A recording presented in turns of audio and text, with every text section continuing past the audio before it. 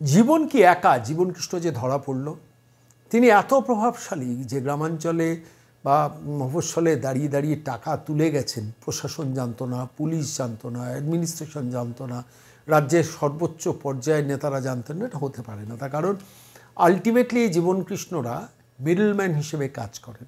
কিন্তু মিডলম্যান হিসেবে কাজ করলেও তারা মাঝে মাঝে নিজেদের প্রচণ্ড প্রভাবশালী মনে করেন। তার কারণ আলটিমেটলি তাদের সূত্র ধরে চাকরিটা হতো।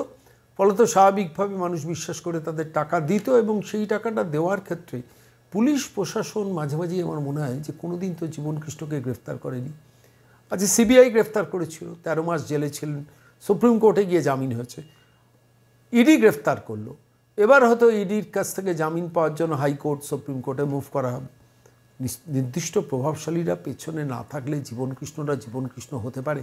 আজকে আমি এই বিষয়টা নিয়ে এলাম কেন, গতকাল একটি প্রেস কনফারেন্সে শুনছিলাম যে জীবনকৃষ্ণরা হচ্ছেন অপারেটর। এটা ঠিক, যদি সার্কিটটা একটু ভালো করে বোঝেন, নিচের লেভেলে, গ্রাসরুট লেভেলে প্রচুর ঘুরে বেড়ান যারা হচ্ছেন ব্রোকার। বেসিক্যালি এই ব্রোকাররা লোকজন ধরে, প্রভাবশালী লোক যাদের আর্থিকভাবে প্রতিপত্তি আছে, ক্ষমতা আছে, বাবার টাকা আছে, সেই সব লোকজনকে ধরে নিয়ে এসেই ব্রোকারদের কাছে ফেলেন। এবং সেই ব্রোকাররা হচ্ছেন এক একজন জীবন। এরা বেসিক্যালি গ্রামাঞ্চলের, মফস্বলের, শহরাঞ্চলের কালেক্টর, এবং এরা পলিটিক্যালি পাওয়ারফুল।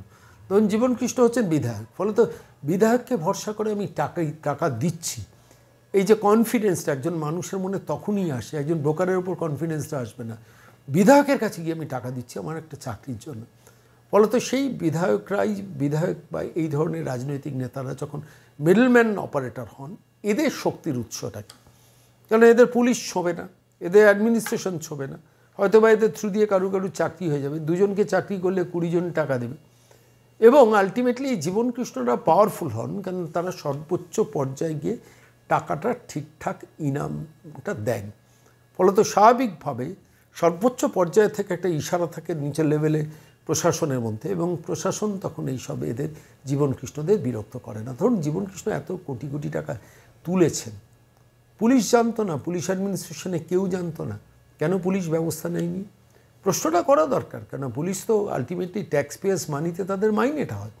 পুলিশ অ্যাডমিনিস্ট্রেশন ধরেনি কেন? ধরেননি, তার কারণটা হচ্ছে সর্বোচ্চ পর্যায়ের প্রভাবশালীর দুহাত ভরা আশীর্বাদটা এদের উপর আছে।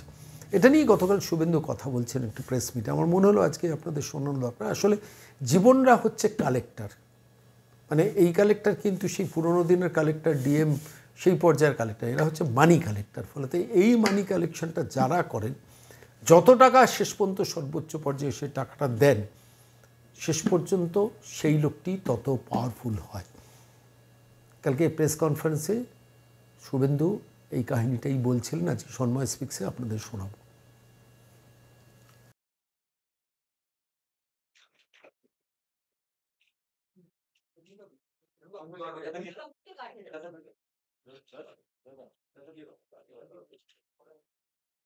আরে জীবনকৃষ্ণ তো আসল নয়, এটা তো তাড়াতাড়ি কাঁচা ছবি 12ই আগস্টের, পুরনো ছবি নয়। জীবন মাল তুলেছে, মালটা তো নিজে রেখেছে কিছুটা, মূল মালটা তো গেছে কোথায়? তো ছবি বলছে, समझदार का तो इशारा ही काफी है, ছবি কথা বলে।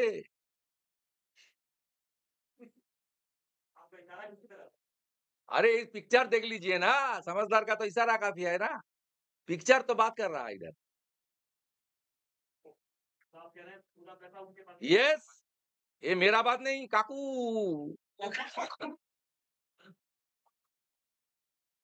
এই পিকচার ভাই 12ই আগস্টের,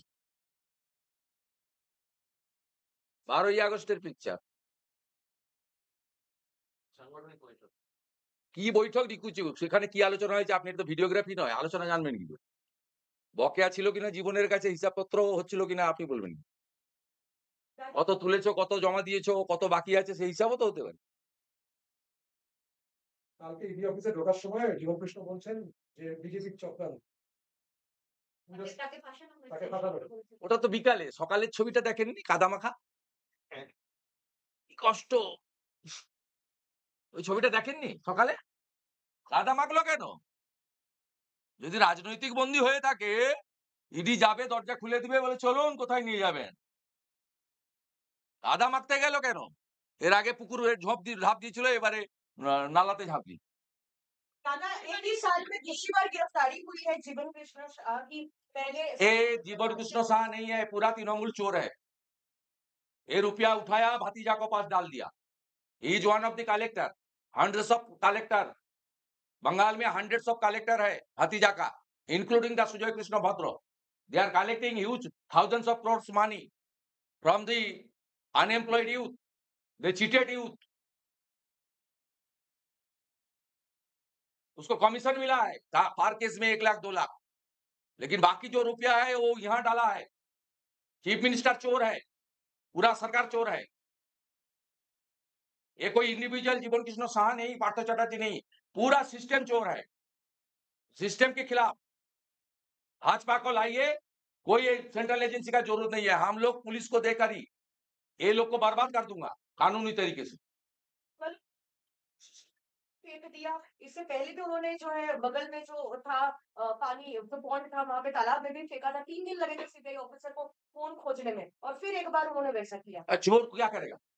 चोर को जब पकड़ने कोई आएगा तब तो चोर भागने का कोशिश करेगा। वो तो खुद साबित कर दिया 2 बार, मैं चोर हूं, मेरा मोबाइल फोन में है।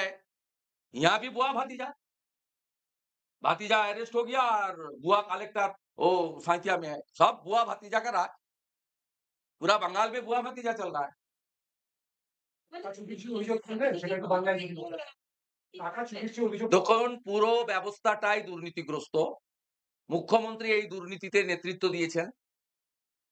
এই টাকার বড় অংশ ভাইপোর কাছে গেছে। সুজয় কৃষ্ণ ভদ্রর ভয়েস রেকর্ড এবং তার যা যা সামনে আপনারাই এনেছেন, তাতে একাধিকবার সুজয় কৃষ্ণ ভদ্র, যিনি লিপস অ্যান্ড বাউন্সের একজন উচ্চ পদের কর্মচারী ছিলেন, সিইও ছিলেন, তিনি তার কল রেকর্ডে বারে বারে অভিষেক অভিষেক শব্দ উচ্চারণ করেছেন। এবং পুরো ব্যবস্থাটাই দুর্নীতিগ্রস্ত। এবং এই ধরনের জীবন কৃষ্ণ সাহা সহ অসংখ্য, যে প্রয়াত এমএলএ তাপস সাহা সহ অসংখ্য কালেক্টর গোটা পশ্চিমবঙ্গে ছড়িয়ে দেওয়া হয়েছিল, যাদের কাজ ছিল বেকার যুবক যুবতীদের কাছ থেকে চাকরি দেওয়ার নাম করে বাড়ি ঘর দুয়ার, মায়ের গয়না, গরু বাছুর, স্ত্রীর গয়না সবকিছু বিক্রি করে টাকা জোগাড় করে তাদের কাছে পৌঁছে দিতে হতো। তারা কেস প্রতি কেউ কোথাও 1 লাখ কোথাও 2 লাখ করে রাখতেন, বাকি টাকা তারা পৌঁছে দিতেন কলকাতাতে কালীঘাটে। এই ব্যবস্থাটাতে জীবন কৃষ্ণ সাহা বা এরা বা এই দমকলের চেয়ারম্যান এমএলএ জাফিকুল বা এরকম যারা আছেন, এগুলো সব হিমশৈলের চূড়া মাত্র। পুরো মন্ত্রিসভাটা চোর। আর মন্ত্রিসভা চোর হলে মুখ্যমন্ত্রী নিজে চুরিতে নেতৃত্ব দিয়েছেন, প্রশ্রয় দিয়েছেন, তার পরিবার সবচেয়ে বড় বেনিফিশিয়ারি।